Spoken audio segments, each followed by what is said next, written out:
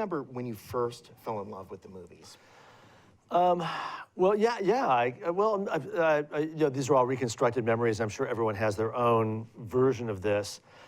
Mine was growing up in Los Angeles in the 60s when a large number of theaters still did not post the times at which the movies started, right? Which ended, you just would go and you would buy a ticket. You'd know what the films were playing, which usually a double feature and sometimes the cheaper theater, the triple feature. It was the custom just to go into the theater at whatever moment you happen to get there, and then you would find your seat. You know, kind of people were sitting there, and then you'd watch the second half or whatever of the first film. There'd be the intermission, or trailers would still often come. They would trail the films because it was assumed you would still be staying for the second feature, right? So trailer means trailing after the film, not before. And then you'd watch the second feature, and then you'd stay, and then halfway through the first one that you'd see in the second half, you'd get up and leave. And so there was a constant flow of traffic in the local theaters in the neighborhood. And on Saturdays and Sundays, you know, the weekends, we would often go into these triple features, the 99-cent ones. And I had a very strange moment when watching the Batman, one of the Batman movies, because of course back then the TV was black and white, and going to see Batman, and it was in color, really saturated Technicolor. And my set, this was, you know, in elementary school, were convinced that if you sat close to the screen, you could actually maybe see up the skirts of some of the people in the film. I didn't really believe that myself. This was the Adam West Batman, like it was cut together as a film? Yeah. Nice. Yeah, so that was kind of fun, yeah.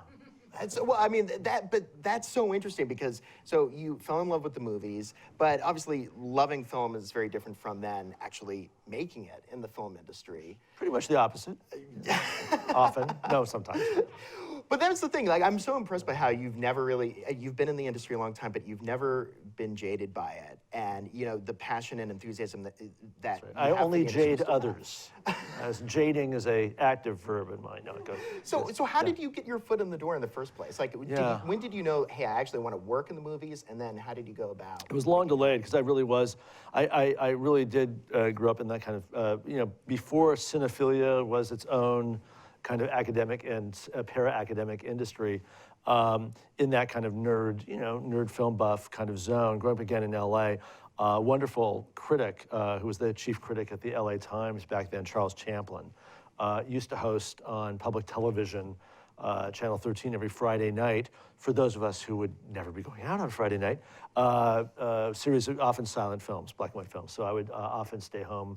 Well, I wouldn't stay home, I just didn't have anywhere else to go, but I would be home and often watch those, and he would introduce them in this kind of very, you know, Champlin-esque way. It was a lot of fun. And then I ended up going to a place, and this is, trust me on this one, you hear this for high school, you'll have the wrong impression unless you know the neighborhood, but I actually went to Hollywood High School. Now, Hollywood High School, anybody know LA, Hollywood, a little bit? Just a little bit. So you know that Hollywood High School is not Beverly Hills High School. Hollywood High School at the corner of Highland and Sunset it's kind of, especially in the 1970s, the closest you could imagine it would be if while filming, I'm trying to think, Taxi Driver, they were filming at like Times Square High School, right? That would be what Hollywood High School was at the time. And it was a very poor school, very diverse. It was very interesting because it was one of only 3 schools in LA at that time in the Unified School District that had a truce between the Crips, the Bloods, and the Latin Kings. So it was incredibly safe as long as you were on campus. And the truce really held the whole time. I went there until the very end. But when you're off campus, it was a little different. And the campus was rung on 3 sides then by motels that charge by the hour, right? Which was very convenient for those of us who wanted to nap during, no, okay. But I was there as part of the theater program, a legendary theater director and teacher, J.D. Melton. Many of my colleagues in that program were, you know, back in those days, in the 60s, 70s, if you ran away from home because you were like abused in Kansas, you'd get on the Greyhound bus and you'd go to Hollywood, right? that's where you went, right? You just run. So many of the students at the school were actually runaways living with each other in apartments, signing each other's forms and between parents, that kind of thing. But they were doing sex work at lunch.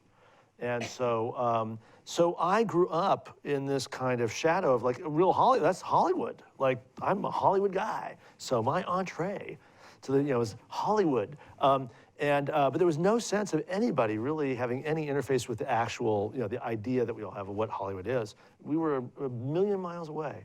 So it was a very strange dichotomy, you might think, because you're that close and everybody's kind of dreaming of it, and nobody's in it, right? It's like nobody is getting anywhere near it. Yeah. That's so interesting. Well, we have a whole bunch of student filmmakers and rising young filmmaking talent here. I'm wondering, did you study film at school? Not in high school. I did start an Oscar pool, which made me even less popular, as one does, exactly. But that was the extent of it. I mean, my father worked. He was not a particularly successful business person and lawyer, kind of mom and pop law firm, but he did a lot of civil rights law. Pro bono work.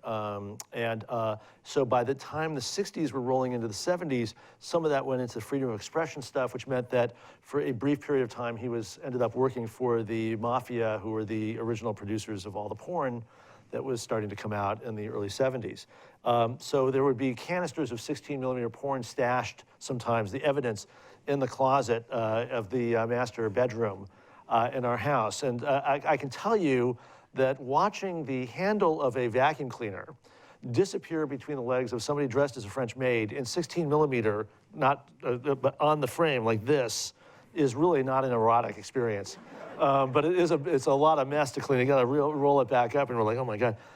But yeah, the thing was, it went from that work to, I was kind of, so I'm a industry kid when you think about it. It's kind of like film industry stuff. It got a little dicey after the first wave of work because these guys, the thing is that, and there was a movie with Richard Dreyfuss actually, based on this very issue that was facing what would soon become the single most profitable engine of the film industry, if you think of it globally, which of course pornography. Which was that at that time, it was difficult to hire fairly attractive people to do the full throttle thing, so that the filmmakers would often steal each other's insert shots, literally inserts, and figuratively, and just intercut them into their movies. And then they'd get all mad at each other because they'd be stealing each other's stuff, and then they'd start shooting each other. So that was when my dad thought, maybe I'll go back to doing the fair housing law stuff. Seemed a little less exciting, yeah. So how did you move from that side of the film industry then into working with Ang Lee? Yeah, well, clearly pornography was the thing. The entree, the gateway. No, I really, I had parked the cinephilia, well, I maintained it, but parked it as anything of, that I thought would be a career, anything that would intersect with my career, as I embarked on my academic career. Ended up at UC Berkeley in the English department and got my bachelor's there, master's there, and then ended up in the doctoral program there. And I was originally a Miltonist, a Renaissance scholar, if not man. But and then slowly I shifted into American literature, and I ended up doing my doctoral orals qualifying examination. My kind of third topic was on the history of photography. So I started getting interested again from more academic, in a more academic way in visual culture and visual history. And from there I started doing things like, well, I'm spending all my free time at the Pacific Film Archive. And like, I'm interested in film, why don't I just start studying that? So I shifted, it was just this long, because it was a PhD, very long march into eventually film history and theory. That's so interesting. Well, I think we have some film students here, some who I think just graduated from NYU this past week. If you're here, raise your hand. I'm just curious. I think some of you just graduated this week, but what do you think is the value of studying film in an academic context? Of studying film theory and film history, because I think a lot of times in film school, there's a lot of interest in studying the how of filmmaking, and maybe not as much on the why of filmmaking. Yeah. Look, I say this because I do get this question. I now teach I've maintained a professorship at Columbia where I've been teaching for 30 years. And I only teach just totally nerdy stuff. I teach film history and theory and philosophy and aesthetics. I don't teach anything practical.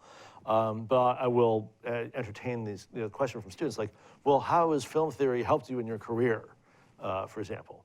And I have no idea. Just that's the thing. I mean, everybody has their thing. It is clear that there have been very successful people in the film business who have not read Siegfried Kracauer. So I can't really make the claim that like, oh, you should just read Siegfried Kracauer because that will really help you in your career, because obviously it won't. But maybe it will help you. I don't know. So for me, it's more, it's just that bigger picture that everybody should have something that's not their career that feeds into what makes it fun to get up in the morning. And if it's film history and theory, that's great. If it's not, fine. I was just totally geeking out with James upstairs in the green room, talking about some of his amazing courses that he has coming up at Columbia. He's going to be teaching a class on the Western, a class on film noir. But I feel like that all of that really feeds into kind of like inspiration for the stories that you want to tell. And so then how did you go from the classroom to writing screenplays? Yeah, I ended up being all but dissertation at Berkeley. So I'd finished all my coursework. And back in the day, you could actually get that far in your education without accumulating much in the way of debt. So my girlfriend had dumped me, and so I really didn't want to hang out in Berkeley. And all I had to do was write, so I thought, oh, I'll go someplace really peaceful and quiet and just get away from it all and finish writing my dissertation. So of course I went to New York, and immediately, well, I had friends here, and who I thought were friends, but they were the ones who were like, "Hey, we've got an extra room in our apartment for $300 a month," and it was like, it literally is a closet. Wow, and wow, and by the way, the whole rent here is like $400. What? Like, so anyhow, but they were Yaleys. I don't know if there's a, and they were fine. They were fine. And so anyhow, so I ended up here, and then I almost immediately got kind of just connected to all these really interesting emerging folks who were doing a lot of different kinds of media work, but were getting involved in this new thing of independent cinema. We didn't say indie back then. That would have been almost like an insult. That would be like, let's take this outside. You just call me indie filmmaker. So Christine Vachon, who was working with Todd Haynes and Tom Kalin, and Jan Oxenberg, who was finishing film at that point, American Playhouse. And it was interesting because they were all, really pushing the envelope and really just diving in to make movies. And I thought, well, how, I'd like to be part of this, but of course I can't act, I can't direct, I can't write, can't, not cinematographer, whatever. But if you could pretend that you could, even had even a vague interest in raising money, suddenly you were very popular. And so, and I wasn't particularly, I don't find the money raising that much fun. It's not like I love to go out and, sell, whatever, but I wasn't that shy about it. So I said, well, and there really wasn't a business at that point. It really wasn't, there was a lot of grant writing, and I was pretty good at that. I would volunteer to help people, rewrite their grants, and so I started kind of reading up and kind of learning about how to do limited partnerships and, what the contracts looked like, and that really got me in this weird space because I thought, well, I should still know something about filmmaking. I know all this film history, I know theory, and I'm raising money, and like I'm the executive producer suddenly. Like, yes, I'm the executive producer. So then I would PA. So I was at that time, I was 28 when I got here, 27, 28, and so I was like the oldest living production assistant in New York by day. And then by night, I was like executive producer, and it was interesting. So I had that bifurcation. So I was really, and this is back in the 80s when the main requirement, really like the absolute fundamental basic prerequisite requirement for being an assistant director was to be a cocaine addict. Like, that, so that you would just go like, how are you doing, Chris? Where? It's like, they were like, I mean, it was like, so being a PA on those sets was really interesting because like 1 minute everybody's like normal, and then you go get the coffee and you come back and there'd be like too much cream in it, and suddenly it was like a David Cronenberg movie. Everybody was like, and it was like, and I had no idea that like cocaine was infectious. Like 3 people could be on like totally snorting, and then the 4th one would just act like them. You know, it didn't matter that there was no like around. They were like, ah! Yeah. So I kind of like thought, well, maybe we could try it differently when when we start working together, doing our own thing. So we've tried that. So you've pursued a less cocaine-fueled. Yeah, I've tried. Yeah, I just don't have. I'm sure I would have really enjoyed it, but I just don't have the constitution for it. I would just like, after a week. So, all right, so that's really interesting because when I was in film school at Northwestern, I was the film studies, film theory guy as well. So, I was in Chicago, and everyone was like, of course, I was the only like film studies, film history person. Everybody just wanted to get into production, and everyone was like, you have to move to LA. That's the only place where you can have a career. Yeah. But you started your career in New York, and you're still based in New York. Yeah. How did that work out? Did you ever feel like, oh no, I have to be in LA for something? It's not that you have to be in LA. It's very different, right? And now it is quite different. I don't tell people they have to go to LA, but for film, New York it's a much thinner. Focus is gone. The Weinstein Company is still here. I guess they're still for sale. But there's just less of a film culture, right, here. There's a lot of television production going on, though, so that's happening for sure. But even the documentary world, with Netflix and the other players really anchoring in LA, even there, but these things come and go. I don't really worry that much about LA versus New York and all that kind of stuff. And now you can see a lot of interesting young filmmakers are going to New Orleans for a while, or just going someplace where you can pay the rent. It's so interesting. So, you developed first your producing skills, and then you transition to screenwriting in addition to producing as well. How did you take your first stab at writing a screenplay? Actually, it was all kind of simultaneously. I did get an internship, which back then was kind of a new thing, like the whole idea of completely uncompensated, virtual enslavement was just like, it was new. It was like, wow, that's so interesting. Let's turn this into an entire basis of our economy and make sure only rich people can work in film because they're the ones who do internships, So, but I literally taken a loan from Berkeley. So I was like living on fumes for a while. But I got an internship at this place called Program Development Company, a wonderful guy named John Williams. And he was producing a lot of film theater on Broadway for American Playhouse, which was then a label at PBS that started to do more independent film work also. And he was trying to make other films. So the first day I was there, I was like, well, could I just read all the films that you have in development? Because I want to know, what's up. They had a slate of about 8 to 12 films that were in various stages of development, from quite active to more or less dormant. And I was like, and you have the rights for all these? And it was like, oh, these 3, the rights are going to lapse, but nobody, blah, blah, blah. And so I took them home. This is before the internets and PDFs and whatever. So I just had shopping bags with all these scripts. And I went back to this neighborhood that honestly, literally none of my friends would dare even go to. They didn't even know where it was on the map. They didn't even know there was a neighborhood called this. Because it was just too weird, because it was just filled with really drunk Polish people who were really depressed because they'd just been thrown out of Poland through solidarity and whatever. It was an old neighborhood, and it was like on a toxic waste dump. It's a place called Greenpoint. And the people literally was like, is there a subway that goes there? Like, what? Literally, it was bizarre. But $300 a month, I had a railroad flat, right? Mrs. Vinek was my landlady. She was great until the one day when I was walking out of the apartment. Sorry, this is a digression, but I'll come back. Walking out of the apartment, and she loved me. She really loved me. She was 84 years old. She was shovel snow. She was like unbelievable, Mrs. Vinek. And I was coming out, and she's like, why are you not wearing green? I'm like, I don't know. I don't think I have anything green. She goes, you're people today. You're supposed to wear green. I'm like, why would I wear green? Today, you're people, green. And I'm like, oh, is it St. Patrick's Day?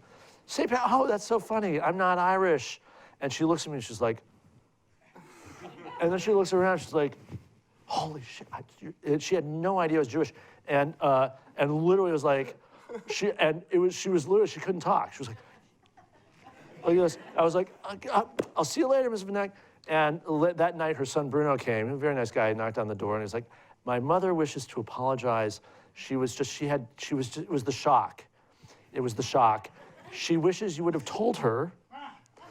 Before I was like, okay, I guess, whatever. Anyhow, so I take all the scripts home, And I read them all in one night, just one night. I read them all, and just caffeine fueled, whatever. And the thing was, because I was running low on cash, and there was one that I knew the option was coming up, and it was a biopic.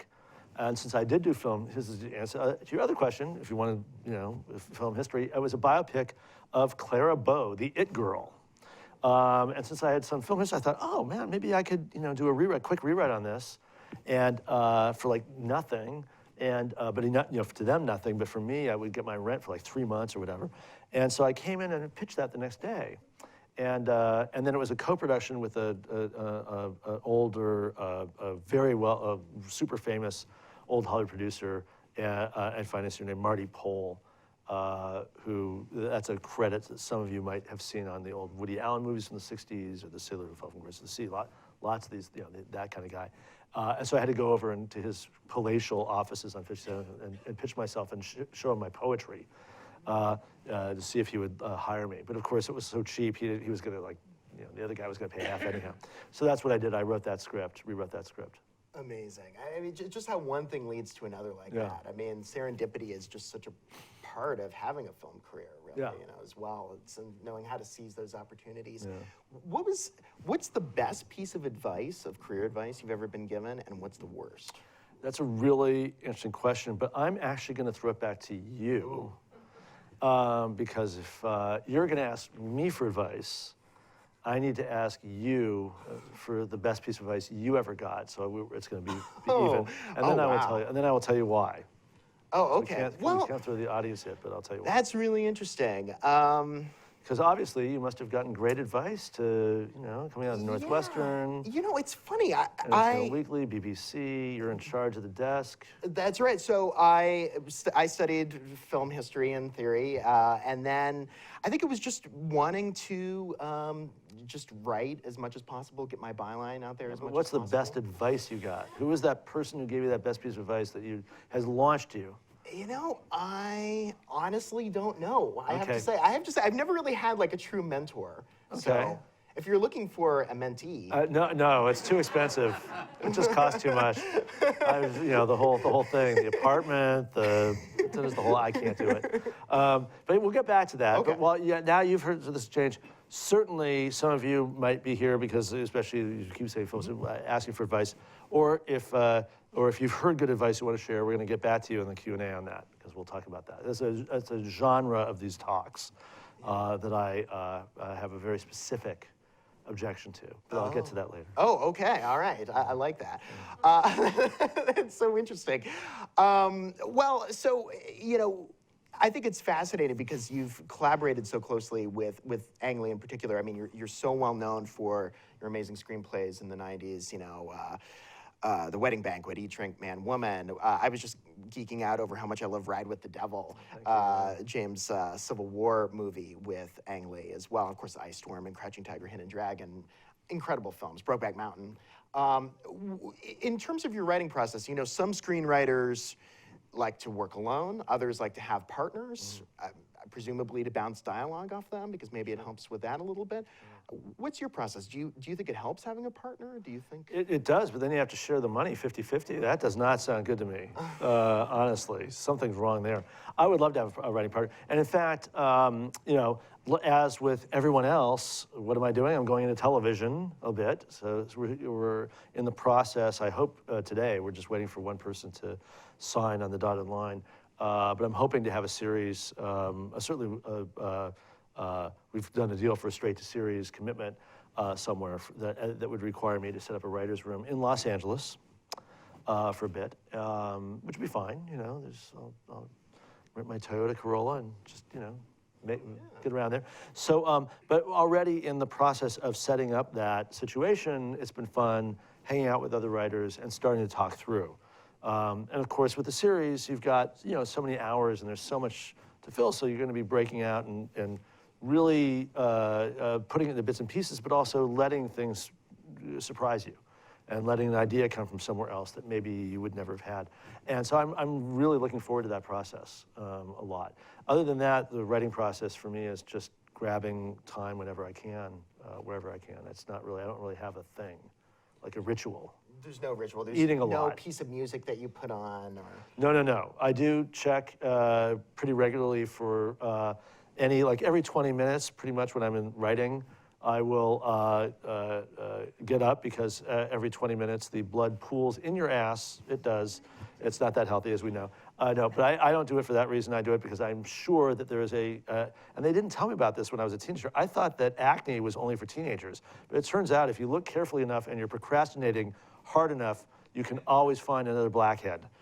I always. It's infallible.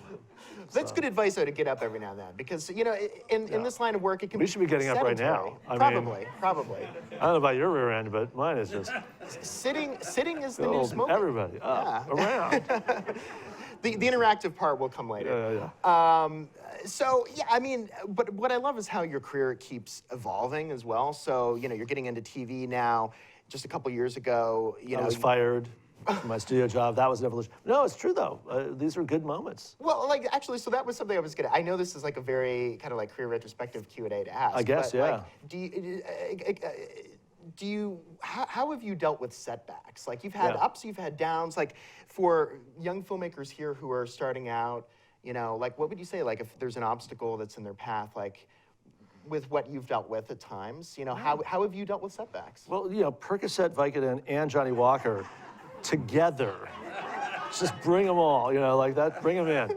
Bring it in. No, no. Look, I said this. I mean, this gets into that kind of cliche territory a bit. Like I remember, I got an award at the San Francisco Film Festival, and it was interesting because there was another couple of people getting awards that night, and I said, the thing that makes anybody gets an award, the thing that everybody gets an award has in common with the other people get an award, whatever, is that we failed a lot. Like that's the whole point. Like like with the reel that you saw could have been, 20 minutes longer because I could have showed you all the crappy movies I was involved in that just like, and lost money.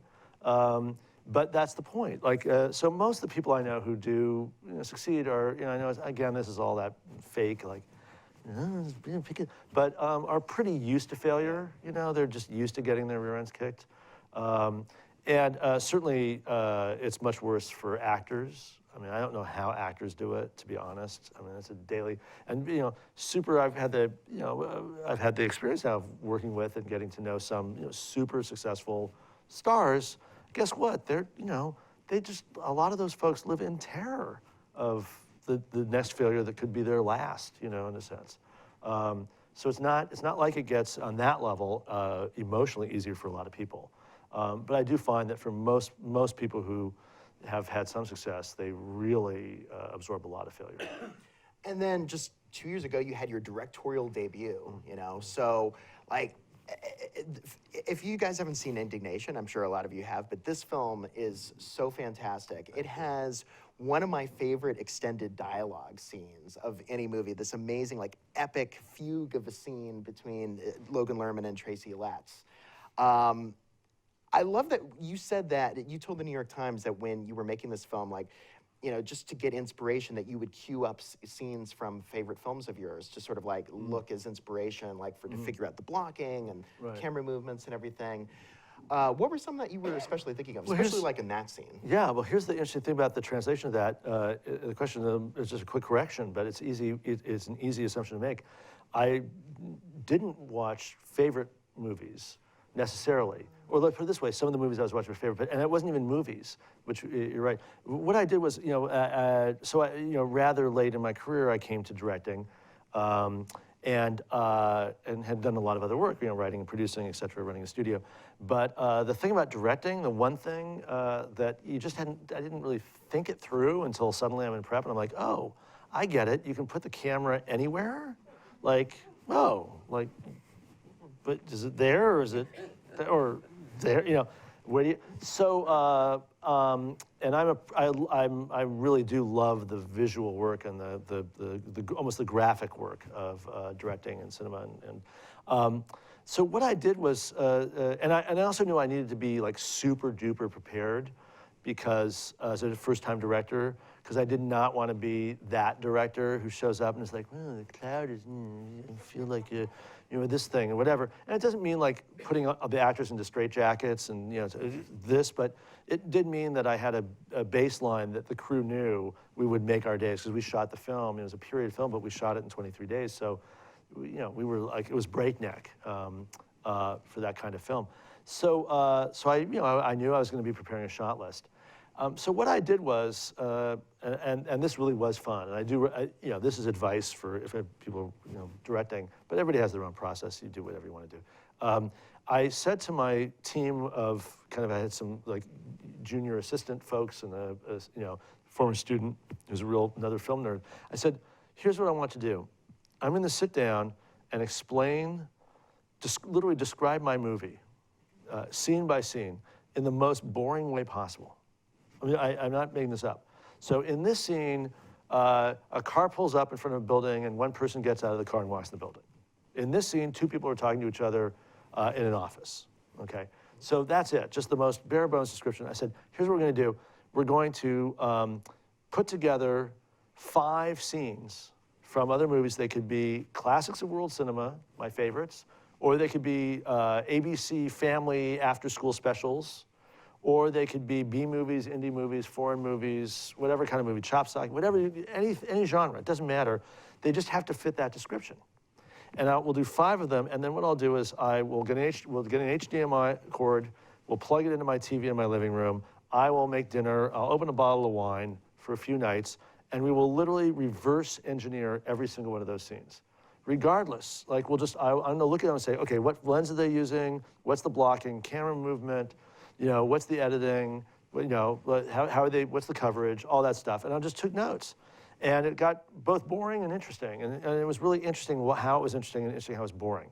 It was interesting to me because we would be going, and after a few scenes, after like 10 scenes, and you've now seen 4 scenes of that scene, you start to notice patterns, right? And interesting things, and then variations you like. And so often I'd be sitting, and people would come by, friends would come by because they were kind of interested in this exercise. And often we kind of get in a little stupor. It's like, how many of a scene of 3 people in a room, and with 2 people in a room and one person walks in and talks to them? Like, okay.